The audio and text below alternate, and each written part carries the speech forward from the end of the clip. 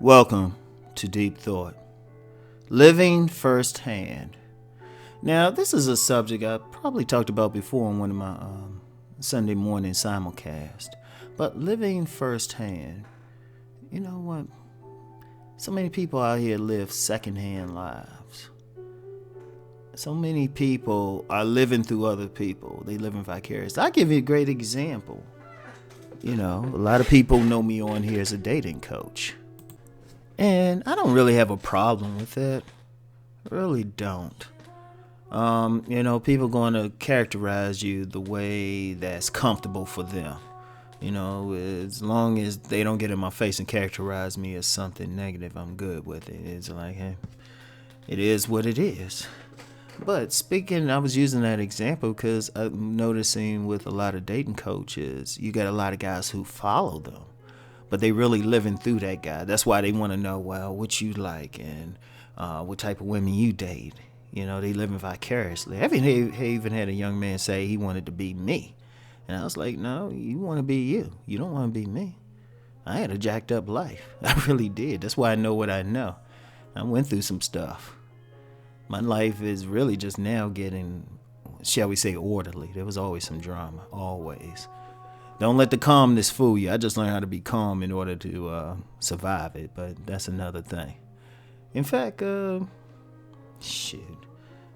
gonna do a video on that. Wait, hold on. Yeah, I had to take a few minutes to write that down. I said a few minutes because I was like, shit, I had to change my schedule around. I was gonna do something else, but I like that. That's one thing I like about this channel as an aside. It's not about like, get to the point and all of that. It's free throwing. It's free. That's the whole point. Thinking, stream of consciousness type of videos. But anyway, living firsthand. I was talking about the people following the dating coaches, and guys. Really, a couple guys saying they wanted to be like me, and I'm like, no, or be me. I'm just like, no, you live in secondhand. That's why, like, at least on that side, I don't share too much of what I do. People have to find their own experiences. I'm just giving a perspective. But if you find it, that's a lot of people. How many people, like, if you go in any grocery store or supermarket, when you're in the checkout line, they got all the magazines about what these rich people are supposedly doing. Some of it's embellished. Some of it's, quite frankly, inaccurate. Some of it is accurate. It was like, oh, yeah, we have pictures of this guy going to the grocery store a woman going to the grocery store without makeup. I'm like, who cares? They can't wear it 24/7. And, a lot of people still like doing stuff for themselves. I really don't care. Like there's been times when people would ask me to comment on something that happened with a celebrity, and I just tell them, I really don't care what they do. I'm not living their life. I don't live through other ones. Like, using a relationship example, people say, hey, yeah, that guy's so cool. He slept with 1,500 women. I'm like, more power to him. I'm worried about what I'm doing the next hour. You know what? People have to get out here and just live. Create your own experiences. See, one thing, and I said I've gone through a lot. Now, I know people who follow me a long time. They say, Rom, you've had seemingly 1,000 jobs.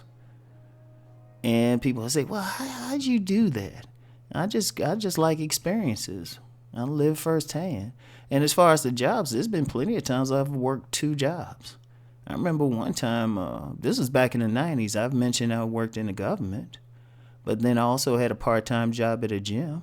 And then I also was started my publishing company. So at one point, I had 2 jobs and a business. And the publishing company, that wasn't making money. That was about 6 years, but that's something. 6 years before I made money, but that's something for my business channel. But, I just said, let me have the experiences, Let me just do stuff. It can be something, and it can be a small experience. It can be a small experience, but you're living. Like one of my favorite experiences, well, it was a couple things. I was in Puerto Rico, and this was a while ago. And I gotta like locate my friend in Puerto Rico because I kind of want to go back. But it's more fun to deal in the countryside than it is just to be in a city, like at some hotel. Very big difference. Like I found two of the things I did down there. Well, one I didn't do. One of the things was I just jet skiing in the Caribbean Sea. That man, I was screaming at the top of my lungs, but the experience was great. I was living firsthand. I wasn't watching other people doing it. I was doing it myself. Then a second one though was a little bit dangerous because I was hanging out with my friend and her friend, and they pointed to a particularly dangerous part of San Juan. If I have any Puerto Rican people on here, you might know it. I can't remember the name, but it was kind of like off on the side. And my friend was like, yeah, even the police don't like going there. And, you know, I was like, hey, let's go. And her friend was like, oh, yeah, I know people in there. Let's go. It's like, shit. We didn't end up going because my friend was like, nah, I ain't trying to go there. I was like, okay, fine. And me and the other one looked, hey, if we didn't have her with us. But I'm not afraid. You know, I experienced stuff, even bad places. I haven't been afraid to go to bad places because living firsthand, I grew up in a totally jacked up situation. Totally jacked up environment. Child Protective Services was necessary.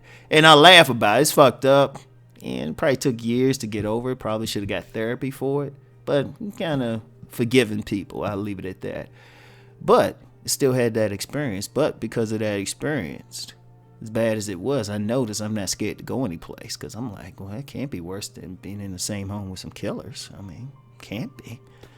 Or, you know, or being in the same home with some sex workers. Can't be, possibly. So, you know, it's just like, oh, okay. You know, and that's the key. That's the key to life. Just live it. So many people just don't live. I'm like, and it's not a bucket list. And, you know, one thing I'm going to say about that, you don't just do it to look for something. You do it, you know, you just say, hey, just be something cool to try. You know, like try different foods. Like some people ain't even that adventurous. Like I like my oldest son. He will eat almost anything. He will go any place. And he's good to go one time. I mean, I told him he needs to be a food connoisseur. He got to get over some shyness, but he could be like a food critic because he likes to eat. He got to exercise too, because right now he one of those slim dudes who can eat a lot, high metabolism. But just live firsthand. Get out the house. Get out the house. Talk to different people.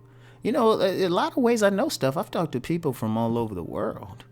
Without even traveling all over the world, because that's actually kind of the next step. Once the kids get older, just say, you know what, I'm just going to globe trot. I'm gonna just travel.